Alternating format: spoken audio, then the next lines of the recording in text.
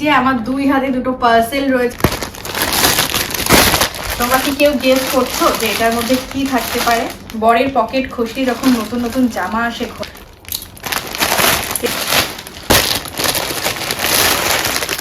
Sequence এবং সুতোর কাজ রয়েছে, ভীষণ সুন্দর। গোপুসোনার কানের দুলগুলো দেখেছো কতটা সুন্দর লাগছে।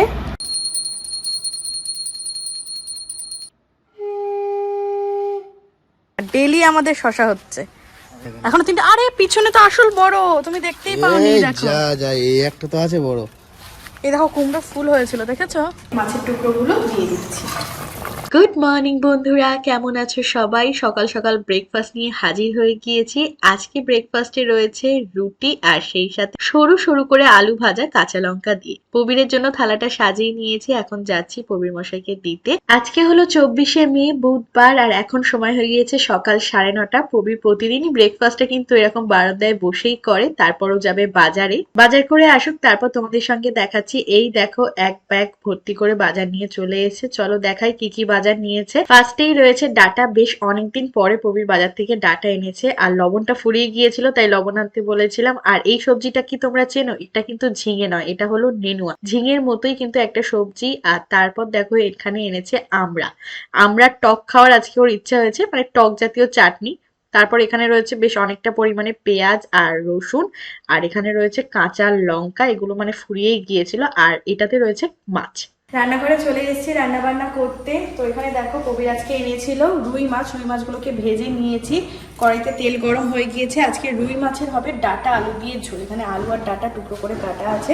প্রথমে আমি তেলের মধ্যে আলুগুলোকে দিয়ে দিচ্ছি। আলুগুলোকে প্রথমে ভেজে নেব।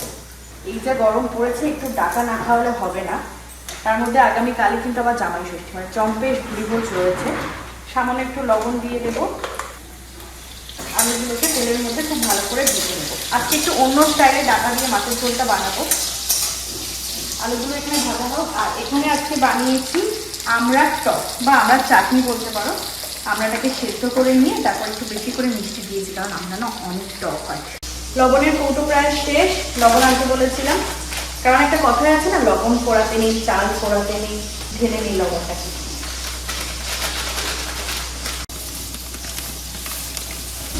ব্যাস ঢেলে নিলাম।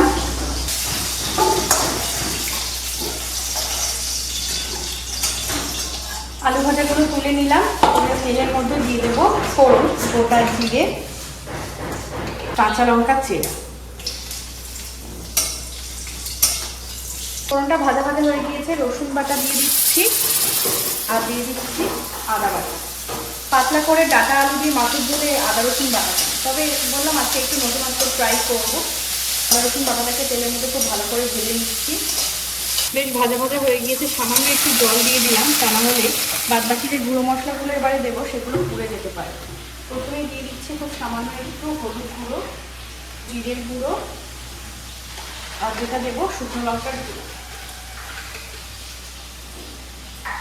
খুব ভালো করে এবারে মশলাটাকে কষিয়ে নিচ্ছি। মশলাটা থেকে একদম তেল ছেড়ে এলে তারপর এতে আমি আলু আর ডাটাটা দিয়ে দেবো। মশলাটা থেকে কিন্তু একদম তেল ছেড়ে দিয়েছে। এবারে আমি এতে ভেজে রাখা আলুটা দিয়ে দিচ্ছি, দিয়ে দেবো ডাটা। ডাটার পরিমাণটা একটু বেশি। ডাটাটা চাইলে কিন্তু তোমরা আগে একটু ভেজে নিতে পারো, তবে ডাটা কিন্তু একদমই নরম সবজি, বেশিক্ষণ সময় লাগে না সেদ্ধ হতে। খুব ভালো করে এবার কষাচ্ছি আমি। ঢেলে নিই পাত্রে। ঢাকা দিয়ে আমি একটু কষিয়ে নিচ্ছিলাম যাতে একটু ভালোভাবে আম্লিয়ে আসে ডাটা আলু সবটাই। দেখো খুব ভালো করে কষিয়ে নিয়েছে, সামনে একটু জলও দিয়েছিলাম। এবারে জল দিয়ে দেবো ঝোলের পরিমাণে। দুবেলার মাছের ঝোল তাই একটু বেশি পরিমাণে জল দিয়ে দিলাম। সামান্য একটু চিনি দেবো, খুব সামান্য, জাস্ট এইটুকু। আর দেবো খুব সামান্য একটু লবণ, যেহেতু এতটা পরিমাণ জল দিলাম সেই কারণে। দুটো চিড়ে রাখা কাঁচা লঙ্কা দিয়ে দিলাম। ঝোলটা একদম টকবক করে ফুটে উঠবে, তারপরে ভেজে রাখা মাছের টুকরোগুলো দিয়ে দেবো। ঢাকা দিয়ে আমি ঝোলটাকে ফুটিয়ে নিয়েছি একদম। এবারে মাছের টুকরোগুলো দিয়ে দিচ্ছি। মাছগুলোকে ঝোলের সাথে একদম খুব ভালো করে মিশিয়ে নিতে হবে। ঢাকা দিয়ে আর 2 মিনিট রান্না করলেই কিন্তু ডাটা দিয়ে আমাদের মাছের ঝোল একদম রেডি হয়ে যাবে।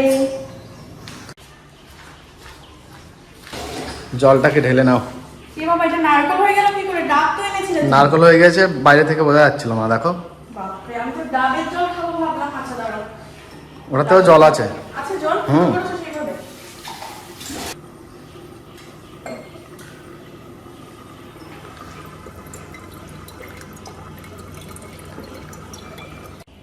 ব্যাস আর জল নেই, এ নাও। এত বড় একটা ডাব ছিল, মনে হলো ডাব। হ্যাঁ ডাবটাকে দেখিয়ে দিই, চলো চলো চলো। দেখো। হ্যাঁ এটাকে দেখে কে বলবে নারকেল? হ্যাঁ আমি তো মনে করলাম ডাব হবে, তারপরে দেখি পুরো মালা হয়ে গেছে। আর এইটুকু জল মাত্র, জলটা ঝাঁজ হয়ে গেছে পুরো। হ্যাঁ খেও না তাহলে, খেও না। ব্যাস মাছের ঝোল হয়ে গেল, আজকের মতো রান্না বান্নাও কমপ্লিট। আবারও সব ঘাস মারা তেল দিয়ে দেওয়া হয়েছিল, যার জন্য দেখছো ঘাসগুলো পুরো পুড়ে গিয়েছে। আর এই দেখো আবারও শসা হয়েছে। কবির মশাই আজকে শসা কাটবে। একটা আরেকটা শসা আর খেয়ে পারা যাচ্ছে না, ডেলি আমাদের শসা হচ্ছে। একটা দেখো। দেখো বাহ। আর এখন এগুলো হচ্ছে একটা। হ্যাঁ এগুলো হচ্ছে দেখো, ছোট ছোট। এখনো তিনটে আছে এখানে। এখনো তিনটে। আরে পিছনে তো আসল বড়, তুমি দেখতেই পাওনি। এই দেখো যা যা, এই একটা তো আছে বড়। বাহ বাহ, কবে হয়ে যাচ্ছে এত বড়? দেখো তিনটে তিনটে পুরো একদম বড় বড় শসা হয়েছে। বাহ। আবারও একটা। দেখো অবস্থা, মানে এটা পেকে গিয়েছে, পেকে এটা গিয়েছে দেখা এটা। যায়নি, পাতায় ঢেকেছিল। সত্যি তো দেখো মানে আজকে দেখো। এইটুকুনি গাছে যে আমাদের কতগুলো আজ পর্যন্ত শসা দিয়ে দিল। কেমন লাগছে বলো গাছ? দারুন দারুন দারুন। কবে যে কুমড়োটা আমাদের বড় হবে। এই দেখো কুমড়ো ফুল হয়েছিল, দেখেছো? এখানে একটা ছিল না কুমড়ো বড়টা? হ্যাঁ আছে আছে আছে, আছে আছে। পাতায় ঢেকে গিয়েছে। আর বেগুন গাছও কিন্তু ফুল আসছে ফুল আস্তে চলে আস্তে। এসছে বেগুন গাছে, খুব শীঘ্রই আমাদের বেগুন গাছে বেগুন হবে। এই ঘরটা একটু ঝাঁট দিয়ে নিচ্ছি। এই ঘরটা খুব একটা মোছার দরকার হয় না, সপ্তাহে 2-3 দিন মতো মুছলেই হয়ে যায়, বাদ বাকি দিন একটু ঝাঁট দিই, কারণ এই ঘরে তো কেউ থাকে না, সেই কারণে। তোমরা হয়তো ভাবছো কাজে দিদি আছে, তাহলে ঘর আমি কেন ঝাড় দিচ্ছি? আসলে গোপুসোনার ঘর তো, এই ঘরগুলো আমি নিজেই ঝাড়পোছ করি। সেই সাথে সাথে বারান্দাটাতেও একটু ধুলো পড়েছিল, তাই ভাবলাম একেবারে ঝাড় দিয়ে দেই। সংসারের কাজকর্ম শেষ করতে না করতেই চলে এলো আমার অনলাইনে পার্সেল। আর যখন ডেলিভারি বয়ের কল এলো, তখন আমি না গিয়ে প্রবীরকে পাঠিয়েছি। কেন বলতো? যাতে আমাকে পেমেন্টটা না করতে হয়। পরের পকেট খসাতে কার না ভালো লাগে। তো দুটো পার্সেল চলে এসছে। এই যে আমার 2 হাতে দুটো পার্সেল রয়েছে, ফ্লিপকার্ট থেকে এইমাত্র রিসিভ হলো। তো আমি বসে গিয়েছি তোমাদের সামনে, তোমাদের সঙ্গে ছাড়া তো আমি কোনো জিনিস শেয়ার করি না, সেই জন্য তো ভীষণই এক্সাইটেড। যে কোনো নতুন জিনিস, নতুন জামা কাপড় আসলে যখন খুলি, আর আমি কাঁচি টাচি নিয়ে বসেছি। তো চলো ফার্স্টে এই ছোট প্যাকেটটাকে খোলা যায়, ঠিক আছে?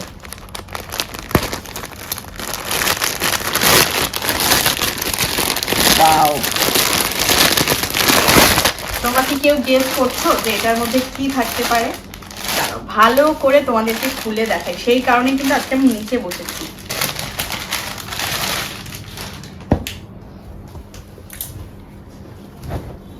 এই দেখো একদম চেরি রেড কালারের একটা গাউন চুড়িদার, যেগুলো বলে আনারকালি স্টাইলের, পুরো প্লেন। আর এটার মেটেরিয়ালটা হচ্ছে রেয়ান। আর দেখো গলার কাজটায় ভি কাটিং করা রয়েছে, আর এরকম সিলভার গোটাপট্টির কাজ আছে, এবং স্লিভসেও দেখছি গোটাপট্টির কাজ আছে। ফুল স্লিভস কিন্তু এখন ভীষণ চলছে। আর এটা এই চুড়িদারটার বেশি ইন্টারেস্টিং জিনিস হচ্ছে এটার লটকানটা। দেখো লটকানটা কতটা সুন্দর, ভীষণ পছন্দ হয়েছে।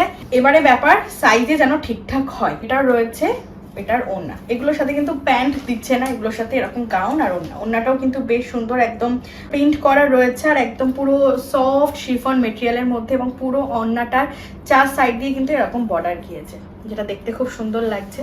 ওড়নাটার ফেব্রিক কোয়ালিটি এবং লেন্থটাও কিন্তু বেশ সুন্দর রয়েছে।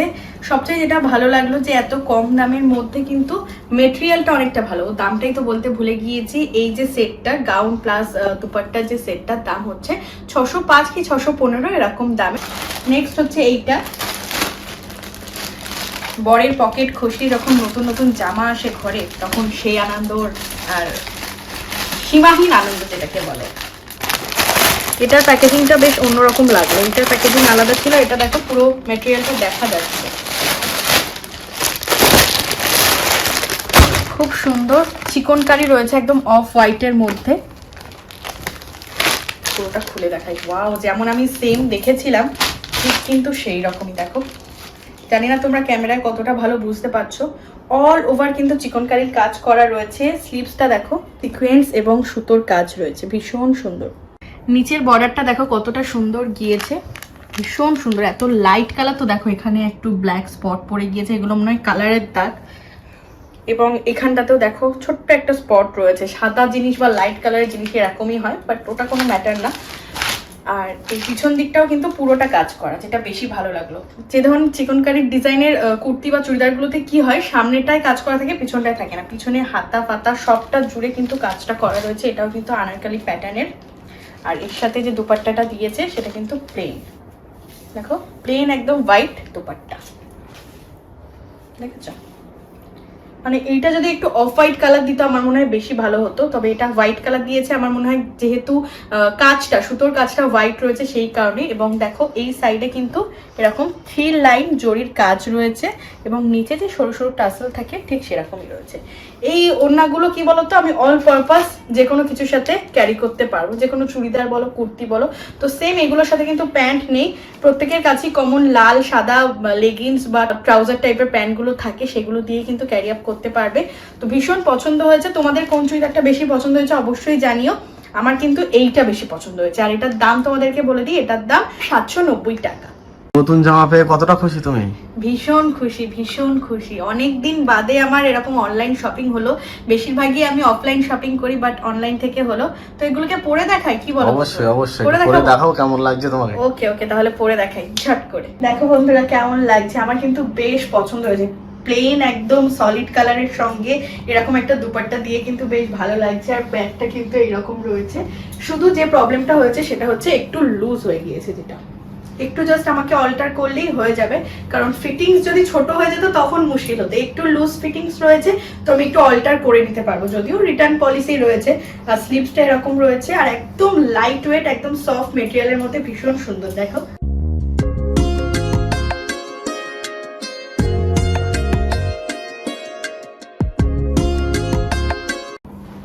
দেখো বন্ধুরা হোয়াইটটা কিরকম দেখতে, রেডের থেকে হোয়াইটটাও কিন্তু অসাধারণ। পুরো দেখো গাউন পুরো আমার পা অব্দি হয়েছে।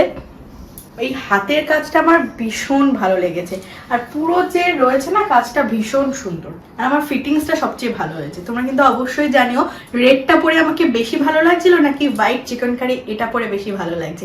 আমার কিন্তু এইটাই বেশি ভালো লাগছে। তোমরা কিন্তু কমেন্ট করবে, আমি অবশ্যই তোমাদের কমেন্ট পড়বো।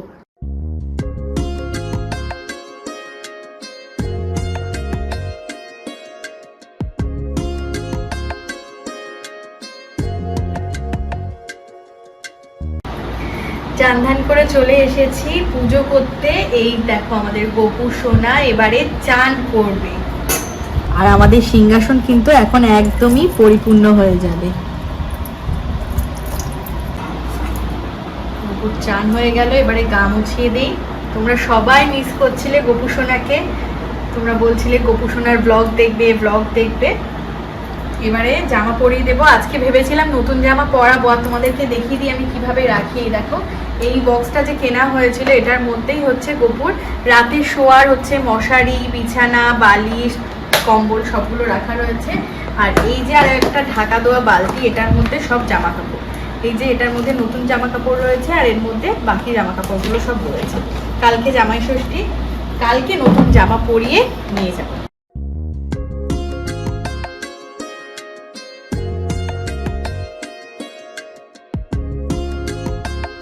গোপু সোনার কানের দুলগুলো দেখেছো কতটা সুন্দর লাগছে? মুক্তো বাঁধানো কানের দুল, আর সেই সাথে মুক্তো দেওয়া চুড়ি। গলায় হারটাও পরিয়ে দিই।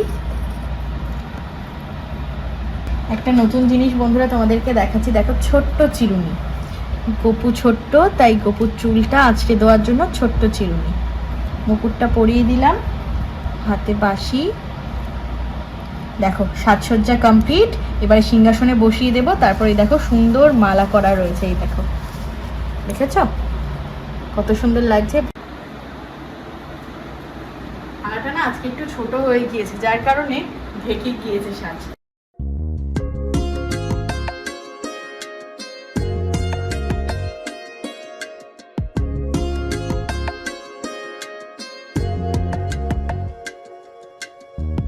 শুধুমাত্র গোপালের ভোগের থালায় আমি তুলসী পাতা দেই, আর জলের মধ্যে তুলসী পাতা দেই। আর বাদ বাকি থালাগুলোতে কিন্তু আমি শুধুমাত্র ফুল দিয়েই দেই। এগুলো কিন্তু তোমরাই বলেছো, তাই আমি তোমাদের কথা মেনে কাজ করি। নকুল দানা দিয়ে দিলাম, একটা খেজুর লাড্ডু, আর গোপাল সোনার জন্য একটা চকলেট দিয়ে দিলাম।